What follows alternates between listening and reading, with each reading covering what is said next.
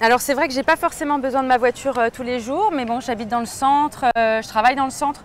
Non, ce qui serait génial, ce serait d'avoir des voitures en libre service éco-responsables, voilà, électriques. Je pense que ça aiderait du monde. Aujourd'hui, la voiture reste le premier mode de transport au quotidien. Selon l'INSEE, plus de 7 salariés sur 10 la prennent pour aller au travail. Ah, quand même! Et je vous le donne en mille, le secteur de la mobilité en France, c'est 30% des émissions de CO2. Aïe! Est-ce que la mobilité durable, c'est un enjeu clé de la transition bas carbone? Absolument!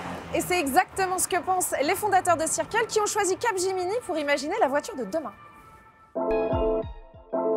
Capgemini accompagne Circle depuis 2 ans maintenant déjà. Et la particularité de ce projet, c'est qu'on a eu la possibilité de les accompagner de bout en bout.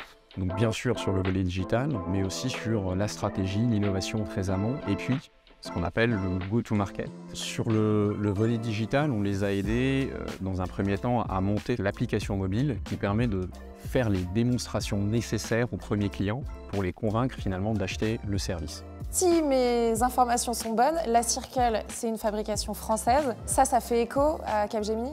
Alors effectivement, Capgemini est un groupe international, mais reste un groupe français, donc on est particulièrement fiers d'aider et de supporter des initiatives, notamment de start-up françaises.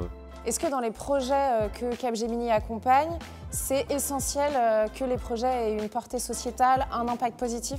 Le développement durable est maintenant au cœur de la stratégie de Capgemini et de Capgemini Invent. Le transport et la mobilité en général, c'est le 3e poste en termes d'émissions carbone.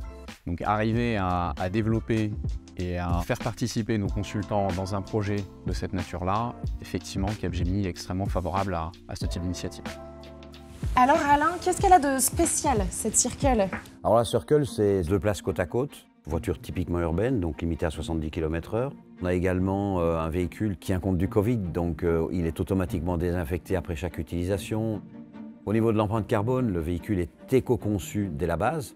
Une étude de l'ADEME montre que 5 véhicules privés sont remplacés par un seul véhicule partagé. Donc ça veut dire que c'est une voiture qui va permettre de diminuer les places de parking en ville et donc de rendre la ville, 1, moins polluée et 2, plus agréable parce qu'on aura de l'espace vert en plus. Donc si je veux louer la voiture, ça se passe avec mon smartphone en fait? Uniquement.